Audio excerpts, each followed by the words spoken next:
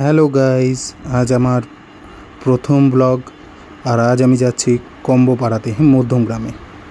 এই আমার বাইকে বসে আমি বাইকটা স্টার্ট করে নিলাম। এই লাইট জ্বলল। আর গাইস, এটা হচ্ছে আমার বাড়ি। এরপর আমি যাচ্ছি কম্বো পাড়ার দিকে। তার আগে আমি যাচ্ছি পাড়াতে বন্ধুরা দাঁড়িয়ে আছে। এই আমার দুই বন্ধু যে আমার সাথে আজকে যাবে। আর এই আমার রাস্তায় আস্তে আস্তে আমরা যাচ্ছি মধ্যমগ্রামের দিকে। মধ্যমগ্রামের সুন্দর লাইট।